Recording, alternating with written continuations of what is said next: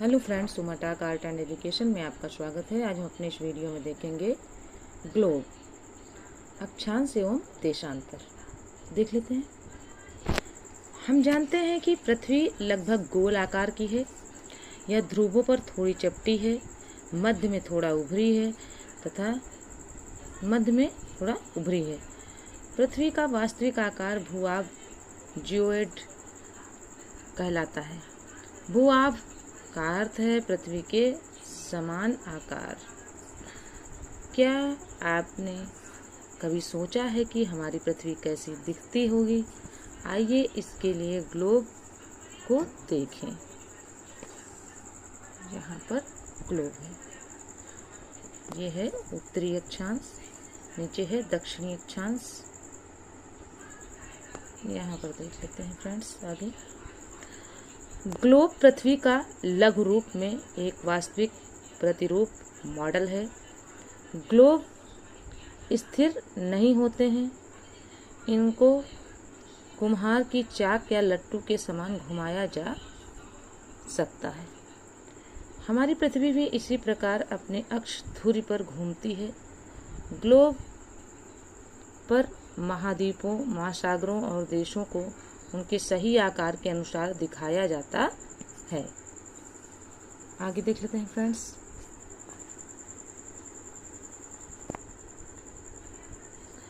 पृथ्वी यानी ग्लोब पर स्थानों का निर्धारण।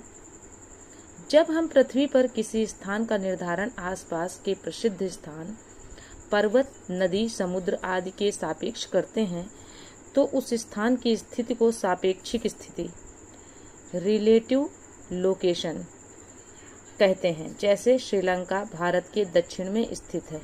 यहाँ श्रीलंका की भौगोलिक स्थिति भारत के सापेक्ष बताई गई है।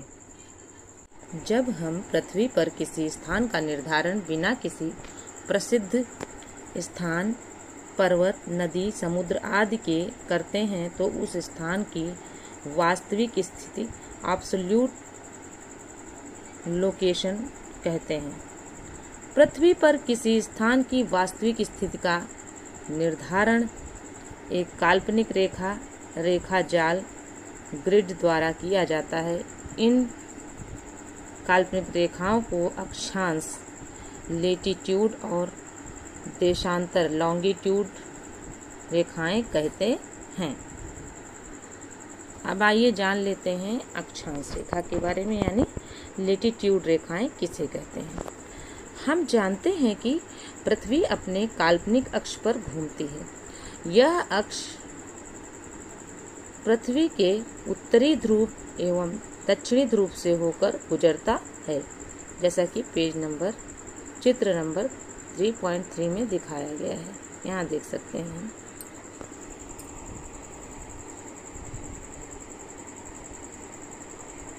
ये है उत्तरी गोलार्ध यानी उत्तरी ध्रुव और ये है दक्षिणी गोलार्ध यानी दक्षिणी ध्रुव। 0 डिग्री देशांतर पर रेखा है भूमध्य रेखा। ठीक, आगे देख लेते हैं फ्रेंड्स। पृथ्वी लगभग गोल आकार की है, अतः इस पर ऐसा कोई किनारा नहीं है जहां से किसी स्थान की दूरी मापी जा सके। किंतु पृथ्वी पर उत्तरी ध्रुव एवं दक्षिणी ध्रुव के रूप में 2 बिंदु हैं जहां से किसी स्थान की वास्तविक स्थिति का पता लगाया जा सकता है। विषुवत रेखा या भूमध्य रेखा, क्वार्टर एक अन्य काल्पनिक रेखा है जो दोनों ध्रुवों से बराबर दूरी पर है। यह पृथ्वी को मध्य से चारों ओर से घेरे है। यह रेखा पृथ्वी को 2 बराबर भागों में बांटती है। भूमध्य रेखा के उत्तर का भाग उत्तरी गोलार्ध कहलाता है। इसी प्रकार भूमध्य रेखा के दक्षिण का भाग दक्षिणी गोलार्ध कहलाता है। अब यहाँ पर थोड़ी सी जानकारी दी गई है, तो आइए ये जानकारी भी देख लेते हैं। इसे भी जानें।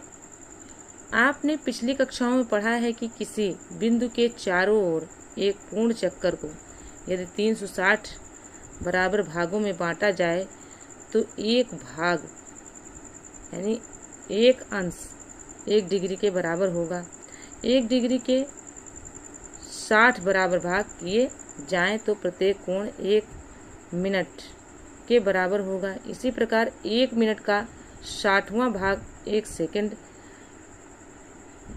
में देखिए ये 2 लगे हैं ना कॉमा जैसे का कोण बनता है। कहते हैं फ्रेंड्स, किसी स्थान या बिंदु की भूमध्य रेखा से उत्तर या दक्षिण की कोणीय दूरी की माप को अक्षांश कहते हैं। इसे भूमध्य रेखा से ध्रुवों की ओर कोण की तरह अंश में मापा जाता है।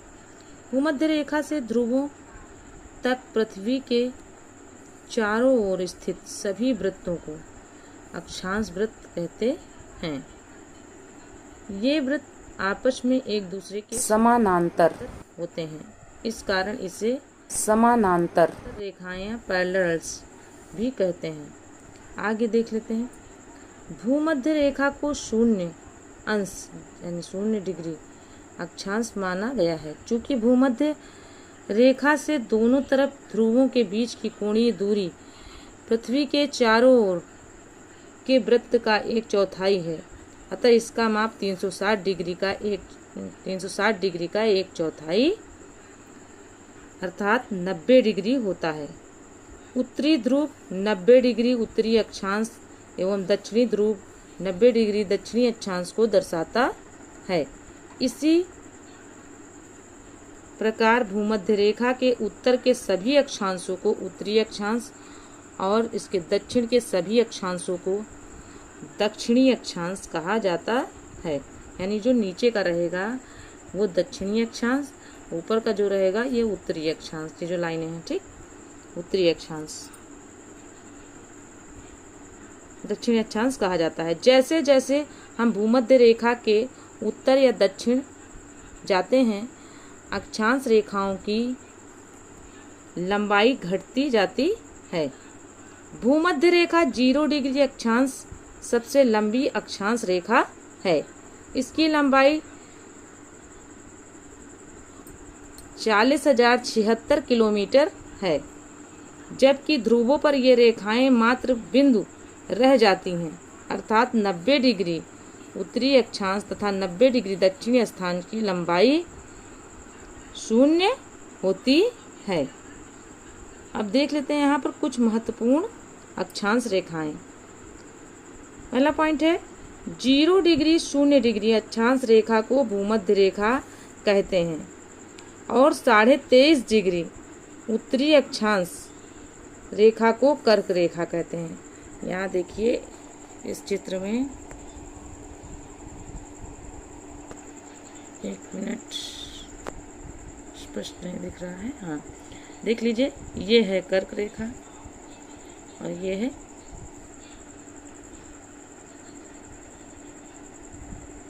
फ्रेंड्स, यहाँ से देख लेते हैं, ये है कर्क रेखा, ये है मकर रेखा और ये है उत्तरी ध्रुव और यहाँ पर है दक्षिणी ध्रुव।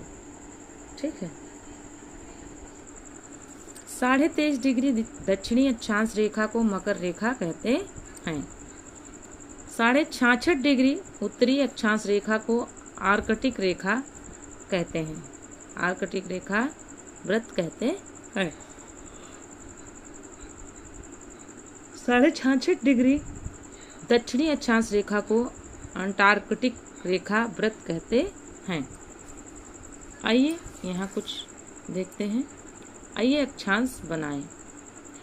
एक सादा कागज लें और उस पर दिए गए चित्र के अनुसार वृत्त बनाएं। उसके मध्य में एक रेखा केंद्र बिंदु से खींचिए और उस पर 0 डिग्री, केंद्र बिंदु से खींचा और यहाँ 0 डिग्री भूमध्य रेखा बना दिया। भूमध्य रेखा लिखिए जैसा कि चित्र में, जैसे ये चित्र में 3.5 चित्र में दिया गया है। अब आगे देख लेते हैं। अब चांदे की सहायता से वृत्त के ऊपरी भाग में चित्र की भांति 15, 30, 45, 60, 75, 90 यानी ये देखिए ये कोण बने 15, 30, 45, 60, 75, 90 ठीक डिग्री के कोण बनाएं, बनाकर रेखाएं खींचें। इन कोणों की रेखाएं वृत्त से जिस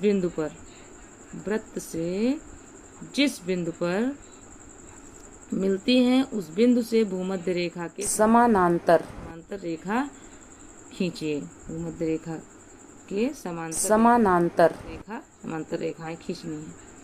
ठीक, ये देखिए, ये समानांतर रेखाएं खींची जा रही हैं। 15 से 15 पे 30 पे 30 पे 45 से 45 को मिलाया ना, इस तरह खींच। समानांतर रेखा पर 15, 30, 45, 60, 75 और 90 अंश लिखिए। यहाँ पर लिख दिया 15, 30, 45, 60, 75, 90 सब लिख दिया। ठीक है, ये उत्तरी अक्षांश रेखाएं हैं। यहाँ ये रेखाएं 15 अंश के अंतर पर खींची गई हैं। इनके 15 के बाद देखो 30 आ गया ना, तो वही 15 जुड़ गया, तो 15 अंश के अंतर पर खींची गई हैं। आवश्यकता अनुसार हम इस अंतर को घटा बढ़ा सकते हैं।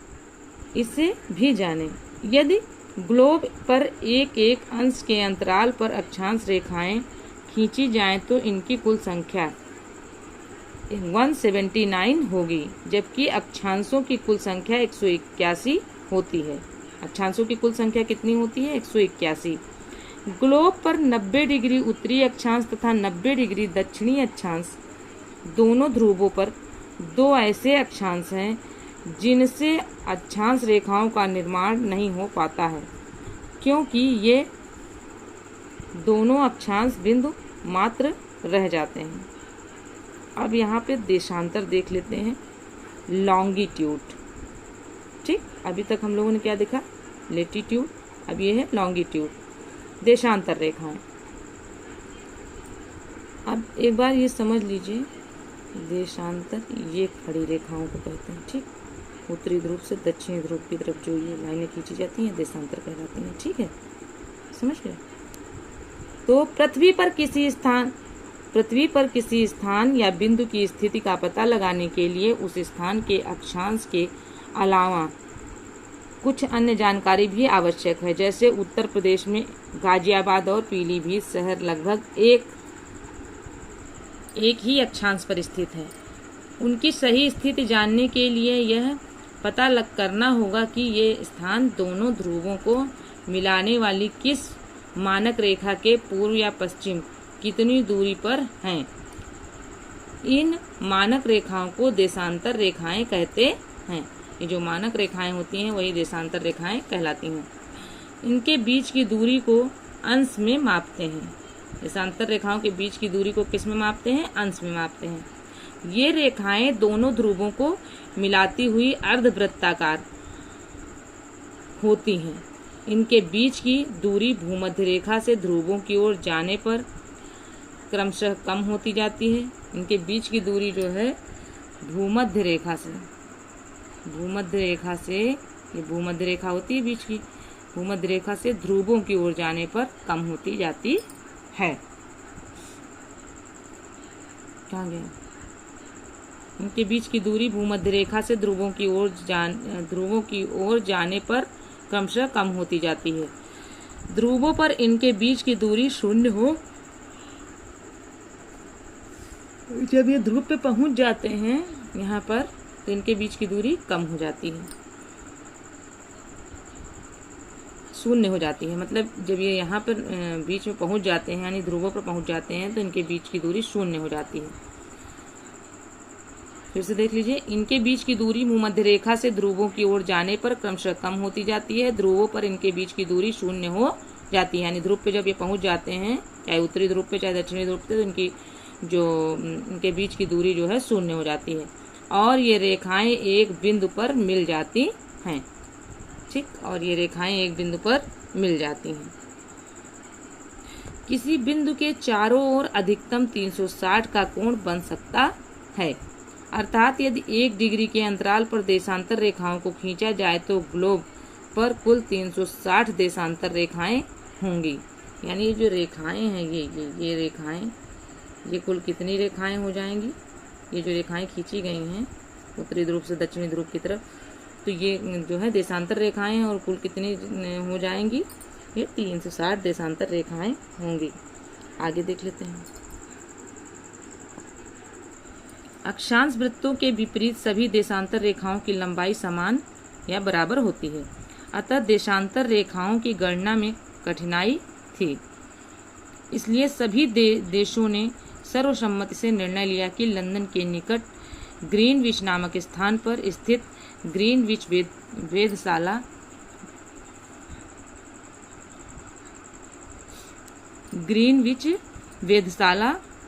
ग्रीनविच ऑब्जर्वेटरी से गुजरने वाले देशांतर रेखा 0 डिग्री देशांतर या प्रधान देशांतर प्राइम लॉन्गिट्यूड या प्रधान याम्योत्तर प्राइम मेरिडियन होगी। इसे ग्रीनविच रेखा भी कहते हैं। पृथ्वी पर इस रेखा के ठीक पीछे 180 डिग्री देशांतर रेखा होती है। 0 डिग्री से पूर्व दिशा में 180 डिग्री तक के देशांतरों को पूर्वी देशांतर कहते हैं। फिर से देख लीजिए, पृथ्वी पर इस रेखा के ठीक पीछे 180 डिग्री देशांतर रेखा होती है। 0 डिग्री से पूर्व दिशा में 180 डिग्री तक के देशांतरों को पूर्वी देशांतर, 180 डिग्री तक के देशांतरों को पूर्वी देशांतर कहते हैं। इसी प्रकार 0 डिग्री से पश्चिमी दिशा में 180 डिग्री तक के देशांतरों को पश्चिमी देशांतर कहते हैं। पृथ्वी पर 180 डिग्री पूर्व एवं 180 डिग्री पश्चिमी देशांतर रेखाएं एक ही हैं। इसी प्रकार 0 डिग्री देशांतर रेखा एक ही है। ये दोनों रेखाएं मिलकर पृथ्वी के परितः एक वृत्त बनाती हैं जो दोनों ध्रुवों से होकर गुजरता है। यह वृत्त पृथ्वी को पूर्वी गोलार्ध एवं पश्चिमी गोलार्ध में विभाजित करता है। तो फ्रेंड्स, यह वीडियो यहीं तक था। मिलते हैं अगले वीडियो में। तब तक के लिए जय हिंद, जय भारत। वीडियो पसंद आए तो चैनल को सब्सक्राइब करें, वीडियो को लाइक करें और अपने दोस्तों में शेयर करें। Okay friends.